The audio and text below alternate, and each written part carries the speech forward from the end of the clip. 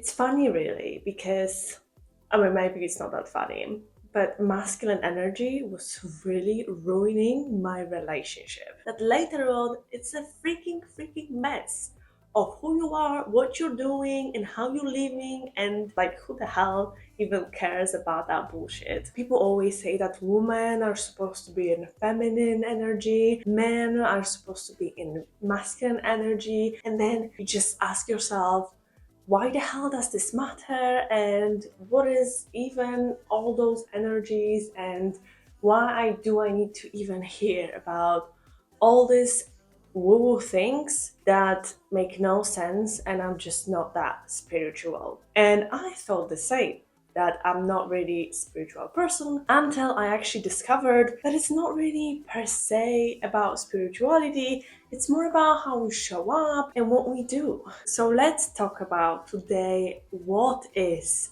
feminine energy, what's masculine energy, why is this even important, which energy you should be in, how does it affect your relationship, and how to really tap into your feminine energy to have a healthy relationship, but also be happier. Welcome back to my channel. For anyone new here, I'm Justina. I'm occupational psychologist and personal coach. And I love personal development, physical and mental health, and optimization of everything. So let's start with the moment that I really realized that the masculine energy is ruining my relationship. It was basically the moment when I was all the time in my masculine energy, and that was creating so much friction between me and my partner because he was in his masculine energy and then I was in my masculine energy as well. And it was so much friction, so much competitiveness, so much fighting for power. Who will lead and who will have to be submissive? And we couldn't really agree on things. So we were crushing all the time until I realized that, listen, first of all, I don't even like that. Like, I want to be feminine. I just want to be more connected to my emotions. I want to be more intuitive. I want to just let it go. I don't want to control someone's life. Like, it would be so amazing to be vulnerable, ask for someone for help, and just be myself, trusting others and myself. But there was this issue that I felt like I need to be in masculine energy. And a funny thing about women is that from the biological point of view, we were designed to be sometimes both a man and a woman, because in case that the man, the provider, will unfortunately die in the hunt, a woman had to take care of the children and kind of provide them a both parental upbringing. So we don't have that difficulty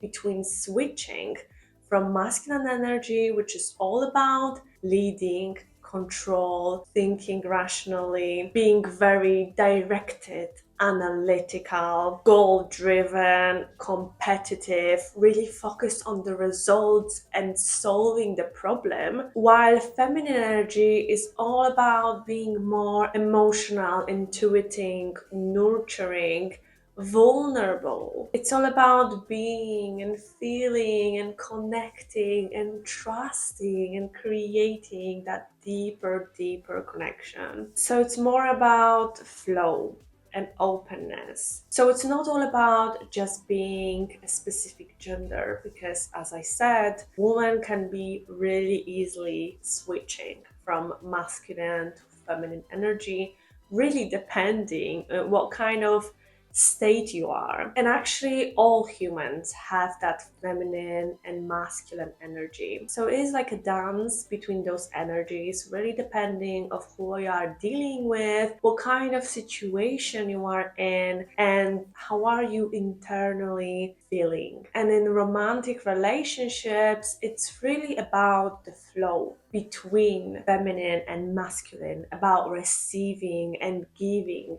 It is really like a coordinated balance of both energies between both partners. And sometimes too masculine energies can be too competitive. As I said before, I think this was thing that was ruining my relationship because I wanted to take a lead. I was competitive. I was never in my feminine energy, so I was always being direct, being focused on solution. I was not really creating that dance between energies because I was constantly in that masculine energy. And when you, for example, have two feminine energies, usually the problem is that nobody would take a lead, nobody would make a decision, and no one would be direct, and actually we would not be getting anywhere. As you see, you both need both approaches in yourself but also with other people, and that dynamic, that ever-changing dynamic, is really, really crucial to recognize and to balance it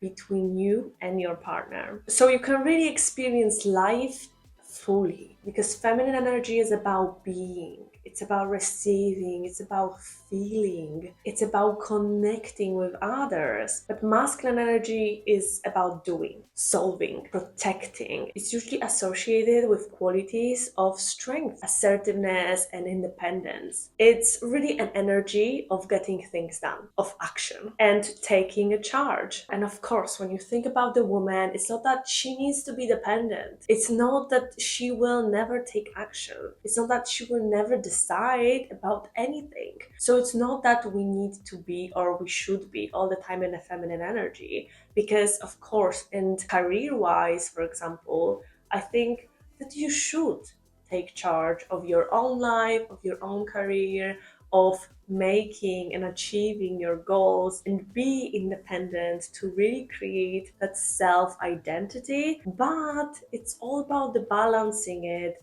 with also being true to yourself and connecting with yourself and being who you are and feeling all your emotions. And sometimes this balance is really off balance. So, what exactly is the reason why sometimes we are in this masculine energy non-stop, no break, and we never actually tap in into that feminine energy? And that is actually the reason why there are so many crushes between the other people that are in the masculine energy. The reason is actually simple, and it all comes down to protecting yourself. If you're wounded, if you're hurt, if you feel like you're threatened by something, if you feel like you cannot open up because it will backfire at you and you are in this survival mode, you cannot afford to be vulnerable. You cannot show your weaknesses. You are in the mode to take action, to survive, to be direct and independent, and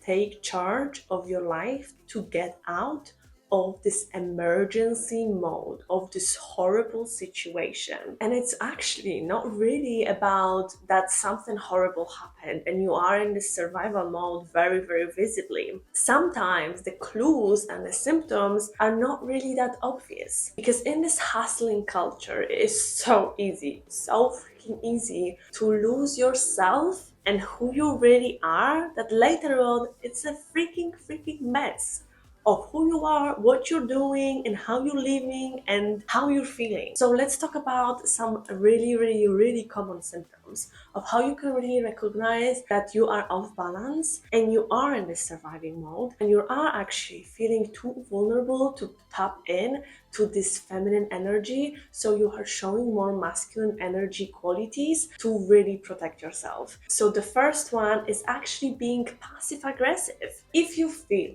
like your environment is not really welcoming of your feelings, that you can't really express what you feel, what you think, then you're being passive aggressive. This is the way how you're showing that you're wounded, but you don't want to really show that you're wounded and weak. You're more attacking, but you're not really attacking in such an active way. It's more passive aggressive. Or you're not really being authentic. You can't express yourself, you cannot be who you are, you don't really feel like you're understood. So then you start being or function however you think you should function to really fit in, to really blend in, or to survive in the environment, because you feel like you can't be yourself. Or you might be behaving like a victim, that world doesn't understand who you are and doesn't really create the environment for you to thrive. So you are going to blame everything else for your failures and why your life doesn't go the way you want. So you're being all the time in a surviving mode, cannot be really vulnerable and authentic and admit what's really going on with you. And you're going to be complaining, you're going to be criticizing yourself, others, not doing usually anything for yourself, not doing usually a lot of things that you like, nothing for self-love, self-care. Like, who the hell even cares about that bullshit? You would be controlling or trying to control others, the situation you are in, taking all the time lead and charge because you don't really trust others and you feel like you cannot ask other people for help because either they will let you down or they will not do something the way you want to do or to the standards that you have. So just in case, you just don't ask them for help because you cannot really risk outcome. So you're suppressing your feelings, you're overworking yourself, you have no joy in your life because you don't do anything for yourself. And then you're not asking anyone for help. So you are overwhelmed. And then you're over restricting yourself because you know what's the right way to do certain things. So then you're limiting yourself to just do only those things that you feel like it is so right. So usually it happens to people who are overachievers or really, really persistent like me, or really stubborn with really strong inner limiting beliefs. You believe that this is the only way, or you've learned through your childhood that you can't really rely on everyone or anyone, and you just have to rely on yourself. And there is no other way to go. You can't really let anyone in. And then, of course, you're hustling, you feel alone, nobody understands you, and then this wound never gets healed, and you really believe that that's the only way to survive. So there is no really thriving there, like ever. It's only about the survival, and that's pure masculine energy, never even tapping to your feminine, focused on feelings and connecting with others side. And that side, of course, is extremely amazing sometimes in career aspects, when you have to be independent, you need to be a little bit analytical, you are more oriented on career, ambition, achieving your goals, you know what you want, you're direct, you're taking charge of your life. But it is so crucial to switch sometimes to the receiving side, to express your feelings, how you feel, to connect with others, to build that trust and understanding, to create social connections, receive help, to ask for help, to create that bond. And the balance really comes from putting yourself first and then helping others. And you might be thinking, why the hell do I even care about connections and trusting other people and basically being vulnerable in front of others? It is actually so crucial. At the end of the day, on your deathbed, nobody's thinking about the career or the things that they've achieved in their life. They all think about whether they were a good parent or a good sister or a good partner. These things are really, really crucial. And the older you get, the more appreciative you are of a really high quality connections that you have, that you can be really authentic with and be surrounded by the people who really understand you. And later on, in terms of depression or life satisfaction or job satisfaction, even, really social connection and really, really deep and trustful bonds are actually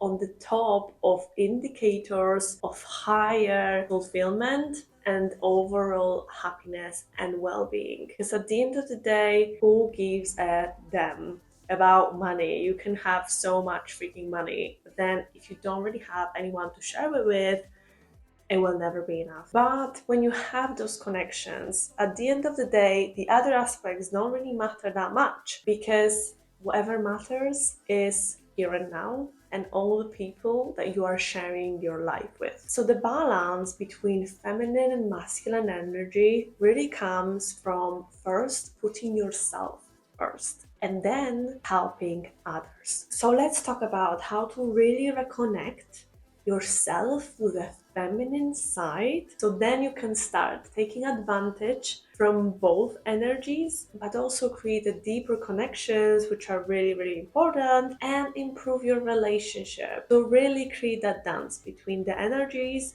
between both partners. First, let's start with my favorite, self-love and self-acceptance. And maybe a few years ago, I would say that is such a woo-woo thing, and how many times I can really think about self-love and self-acceptance, it's such a freaking bullshit. But right now, I'm definitely the number one person that will tell you that self-love and everything within yourself is so crucial for anything else to actually improve in your life. To really tap into your feminine energy, you need to start accepting and loving who you are. All your 5,000 different personalities, all the stages of your life, all the ups and downs. You need to acknowledge your worth and treating yourself with kindness and compassion. It all comes down to understanding that people are imperfect and people fail, but it's a part of the journey. And later on, showing yourself that kindness, which means taking care of yourself, taking care of your body, of your mind, respecting what you really believe in, and respecting yourself. So then other people really see your self-respect and self-worth, and you come across as a confident, attractive person that people later on respect and speak highly of. And to really, really grasp the idea of what self-love is and how to start showing yourself a self-kindness and self-acceptance, you need to watch my previous video where I talk in more details how to start, what to do, and why this is important. And the best part is that masculine energy is really, really attracted to that, because the moment you love yourself, wow, you're basically unstoppable. You're radiating that energy, and people see that you know who you are, you love who you are. So then they automatically are drawn to you, they automatically respect you and like you, because you show yourself such a high level of kindness, such a high standard, that they want to and they will treat you in the same way. And then the second part is to embrace your vulnerability.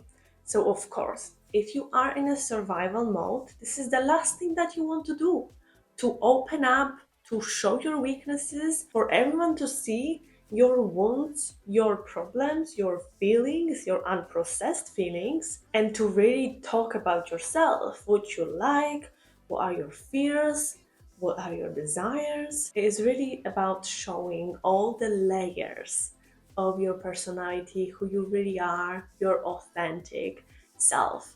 But then when you love yourself, when you accept yourself, you don't have a problem with other people seeing who you truly are, because why not? Plus, surprisingly, you might be feeling like it's a scary place to be vulnerable. But it actually turns out that the moment that you are vulnerable with someone else, people like you more. Automatically, people like you more, because first, you're not afraid to show those weaknesses, which shows self-love again, which is extremely attractive. But second of all, they understand that you're a human being, that you're not a robot, that you are not perfect, and you finally show them something to relate to. They cannot really relate if you have a perfect life, because they don't, because they're human. So you have nothing to connect over. How many times you had some kind of traumatic event or maybe very stressful event and you really connected with people during that event? When I was working in a restaurant a few years ago, and it was a horrible, horrible period of my life, I created such amazing friendships there because of that imperfect time. We had something to really bond over that got us closer,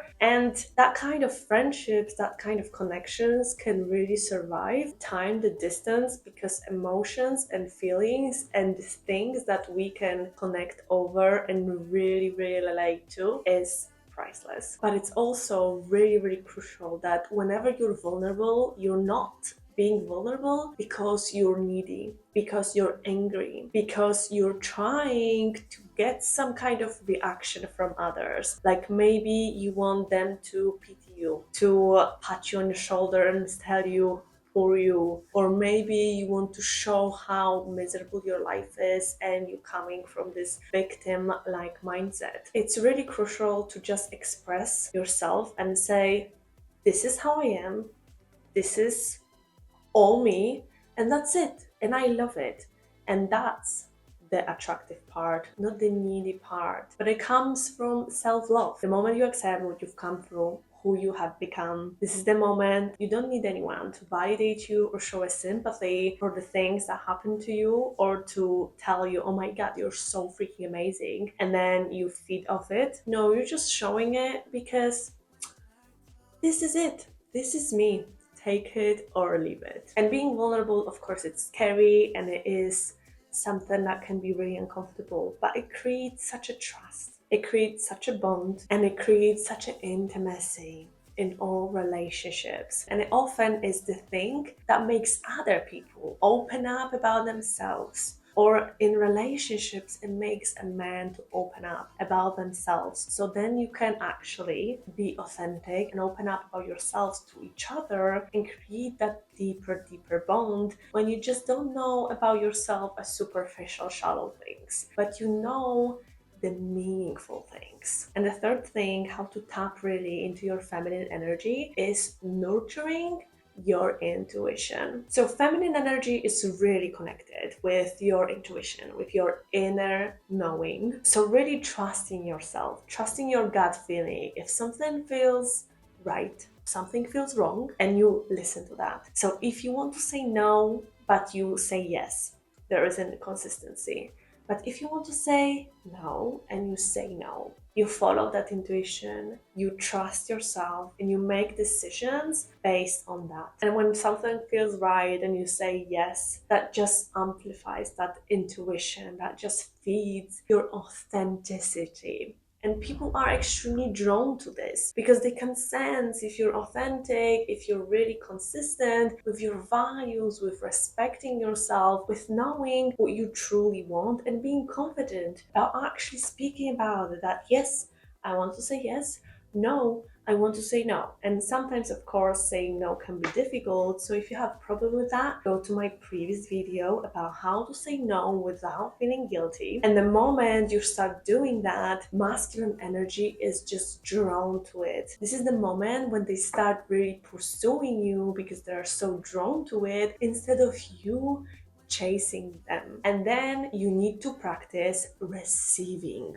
I know it might be something that you're super uncomfortable with, like asking for help, like receiving help, and being a little bit less independent. But feminine energy is all about receiving, about accepting and receiving that love, affection, and help.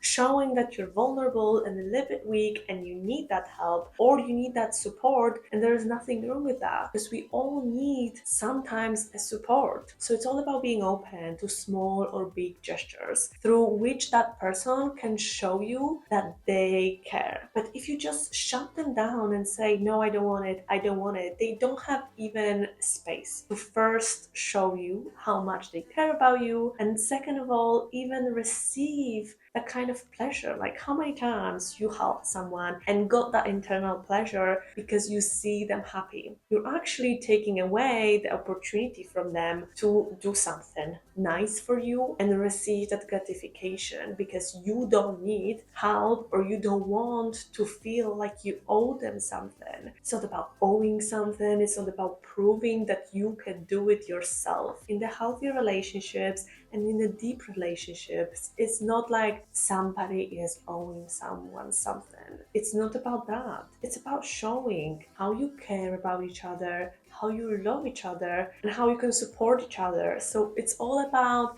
giving and taking. But if you are the one that is resistant to receiving help or asking for help, you're kind of creating the dynamic that you are all the time giving and they are all the time receiving. And then you will never receive because you never created space to receive or you never even encourage them to give you help because you didn't say that this is even an option. So no wonder that later on you are not being helped and you are overwhelmed with doing everything by yourself. So then you are either overwhelmed or you might end up even people pleasing, pretending that you have no desires, no needs, and you don't ever need help. You're superhuman, so you're not being really honest or open about your feelings, and you might create a disconnect between two people and never move deeper from that superficial level. And then you want to engage in activities that will celebrate your femininity. Think about the things that make you feel alive. Think about the things that brings you joy. As I mentioned before, usually when you are in the surviving mode, you don't do anything for yourself. You don't do the things that you really like. So this is the time to actually implement those little treats for yourself, those little moments when you feel alive, that makes you feel alive, that makes you feel happy that you are alive, that you can take advantage of that fact and you can actually bring that little pieces of joy and happiness into your life. Your life is for you to feel like you're living your life to the fullest. So add those things that you absolutely enjoy and they are for you. It can be something small and later on they bring more and more things. And don't tell me that you don't have time because that's an excuse. And that can be anything from dancing or practicing yoga or just relaxing bath or putting a little bit of makeup or wearing clothes that makes you feel beautiful or something that you absolutely enjoy like swimming or sunbathing or spending time in nature. These activities will really help you to reconnect with the essence of who you are. So then you can really start listening to that inner voice more often, which you actually need to honor. That inner voice, that intuition, that real essence of who you are. And if you never do anything what you enjoy or anything what you like, you're kind of trying to shut down that inner voice. And at some point, it's going to be even quieter and quieter and really hard for you to reconnect with. So start honoring that inner voice and start listening to it without the judgment. So if you feel like you need to rest, if you feel like you need to slow down, do that. Don't be your inner critic.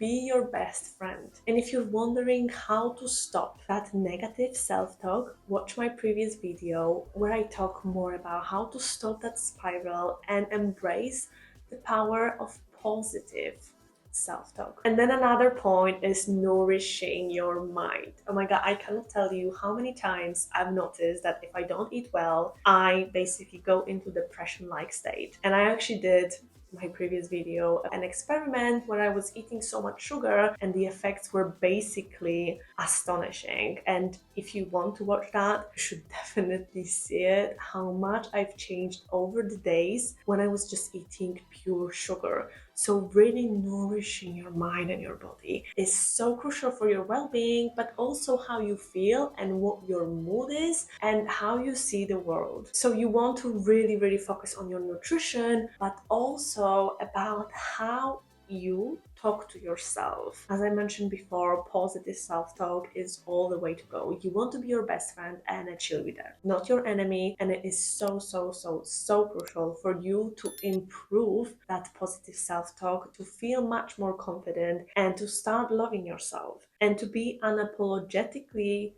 you. And then once you are confident, you love who you are, you talk to yourself that you're beautiful, special, unique and amazing. You are okay with your flaws and with your failures and you keep on going anyway. You trust other people and you have a deep connections with them. This is the moment when you tapped into your feminine side and you can start dance between feminine and masculine energy and really improve your life and your relationship with others. This is the moment when you accepted it all, accepted who you are, accepted your authenticity, your self-love, and the whole success is just around the corner. So it's not only about being feminine or masculine. It's all about understanding how this game of life monopoly really works and how it all starts within you. So I hope that this video really encouraged you to tap into your inner femininity, but also start listening to your inner self and start being kinder to yourself. And now I'm curious, what are your thoughts about feminine side and masculine energy, and how are you showing as a feminine side in your relationship? Or perhaps you've noticed that you're spending too much in masculine energy because you're trying to protect yourself and you're trying to keep on surviving. Please share your thoughts in the comments down below, and don't forget to subscribe for more content about personal development, physical and mental well-being. Be basically unstoppable, and I'll see you in the next video.